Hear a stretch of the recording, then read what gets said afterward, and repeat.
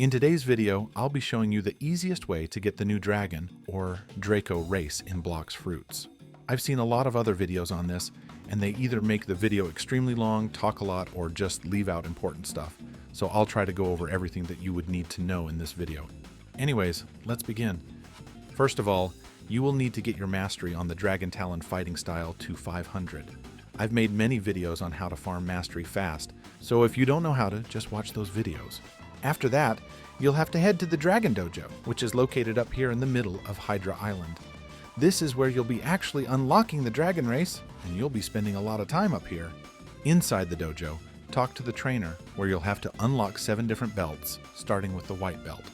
To do this challenge, which is admittance, all you have to do is defeat 20 enemies with a level difference below or equal to 100, meaning if you're level 2500, you can only defeat enemies that are within levels of 2400 and 2600. So, for me, I can only go for enemies within Tiki Outpost, since they're around my level. Once you've finished that challenge, head back to the dojo and claim your white belt. If you ever forget, you can check the progress on your challenge to see how much of it you still need to do. Now move on to the second belt, which is the yellow belt. The challenge for this one is a bit more difficult, and it's to defeat 5 sea events, such as sea beasts, ship raids, and more. The best way to do this is by heading out from Tiki Outpost and going to sea level 2 to 3 and look for ship raids. Each ship from a ship raid counts as defeating 1 sea event, which makes it much easier to do this. Once you're done, claim your yellow belt, and now we'll move on to the orange belt. This belt is probably the easiest one, because all you have to do is make a successful trade with another player, so you can just ask somebody in your server to trade a trash fruit that they don't need, and the challenge is completed. Once again, head back to the dojo and claim your orange belt. Now from here, you'll be on your first soft cap, meaning you cannot complete any more dojo quests until the next day. Unlike what most people think, you only have to wait 12 hours, not 24, so it's really not that bad. And like I said, this is only the first soft cap. There's one more. After doing another 3 belts, you'll once again be on a 12-hour cooldown. Here I am the next day, and now we can start the green belt. This challenge is also very easy. All you have to do is head over to danger level 4 to 6 and stay there for 5 minutes. You can literally just sit there and do nothing and complete the challenge. It's best to use a fast boat for this to outrun things like ship raids and sharks, and you also don't have to drive the boat you're on. In fact, I don't think you even need to be on a boat. You can just sit there in the ocean. When you're done, claim your belt at the dojo. Now we can move on to the blue belt, which actually is the easiest thing to get, probably in the entire game. All you have to do is get somebody to drop you a fruit. Then you need to drop them the fruit they just gave you back to them. And that's it. Challenge completed. Once again, head back to the dojo and claim your blue belt. Then we can move on to the purple belt. This one is a bit more time consuming. You'll have to defeat 3 elite pirates, which isn't hard, but can take a little while to do, especially since everyone is trying to do these belts at the time of recording. If you forgot how to find an elite pirate, talk to the elite hunter at the sea castle, then go to whichever island he said the pirate was located at. In my case, it was the Great Tree. Then, find this elite pirate by using your instinct or observation hockey. You can finish this challenge by server hopping and looking for elite pirates that aren't on cooldown. Or you can wait in a private server, like I did for the cooldown to finish, which is 8 minutes by the way, and keep defeating them till the challenge is done. After that, come back to the dojo and claim your purple belt. Now, we'll be on our second and final soft cap, so you'll have to wait another 12 hours.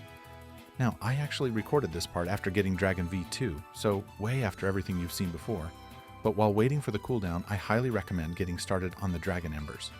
These are items needed for the volcanic magnet, something I'll go more in depth in later. But you can do this step early by talking to the Dragon Hunter, who's located next to the dojo trainer. And if you press hunt, you can do a small quest to earn 3 Dragon Embers. I won't go over everything right now, but this is something you can do while waiting for your cooldown, which can completely skip a step later in the video. Anyways, now that the cooldown is done, we'll be completing our last 2 belts, starting with the red belt. To do this one, you'll have to defeat either the Rumbling Water Sea event, which is the one where 3 sea beasts spawn at once, or you can defeat a terror shark, which is a lot harder in my opinion. I recommend trying to find a Rumbling Water Sea event, which are a lot more common and easier, and they can be found at any danger level, but it's not recommended to go past 5. This same thing applies for the terror shark, but they are a lot more common between danger levels 4 to 5, and you should never go past level 5 since they become a lot stronger. It's best to do this with a team of at least 2 people, and you should have good sea event farming fruits, like magma or even dragon. Once completed, head back to the dojo and claim your red belt. Now we're on to the final belt, which is the black belt, and obviously it's the hardest one to obtain. To get this one, you'll have to obtain 3 bones on the prehistoric island, which is a new island that spawns in randomly, like the Mirage Island. To actually get the prehistoric island to spawn in, you first need a volcanic magnet, which can be crafted from the Dragon Hunter. And if you already did this, then you can skip this part. For the magnet, you need a special material called dragon embers, and these can be obtained with little quests from the Dragon Hunter himself. All you have to do is press the hunt option when talking to him, and he'll give you a random quest to do on Hydra Island, such as destroying trees like I have. If you get this same quest, the best way to do it is by destroying these 3 trees in the main area of the town with a gun like the Soul Guitar or a ranged attack. When doing a quest, a maximum of 3 blaze embers can spawn, and they'll act like the azure embers that you chase in the Kitsune Shrine. When destroying trees, there's a chance one of these embers will spawn and you'll have to chase it down. And here's what it looks like. Just keep doing this until you get the task completed notification. And if you didn't already get 3 blaze embers while doing the task, you'll get the rest when completing it. Now just keep on doing these tasks until you have 15 blaze embers. It shouldn't take long at all. Once you have the materials, craft the volcanic magnet from the Dragon Hunter, and now you'll be able to spawn the prehistoric island. Real quick, shout out to the people who helped me. These guys made getting the red and black belt possible, so if you guys are watching this, just know I love you.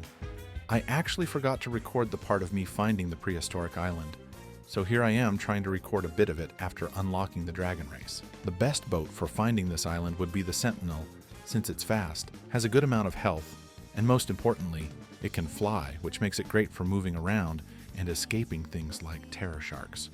Now on your team, and yes, you will need a team or you're most likely to die, you will need someone with the volcanic magnet who actually does not need to drive. They just need to be on a boat. Then you need someone who can repair the boat, since you will be attacked a lot, and obviously someone to drive.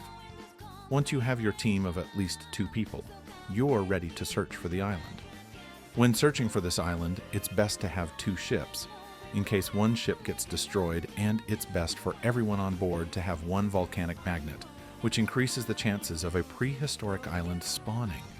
What you can do is head 7,000 meters away, and you can check this by clicking on your compass.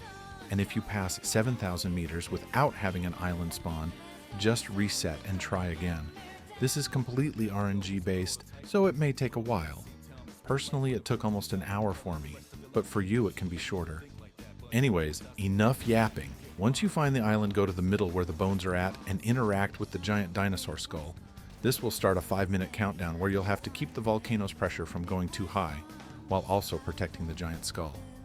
To reduce the pressure, there will be bright orange cracks around the volcano that you'll have to attack. And if done right, it'll reduce the pressure and spawn in a golem that will target the skull. You will need someone by the skull protecting it from the golems, while someone else goes and reduces the volcano's pressure, and you're gonna do this for 5 minutes.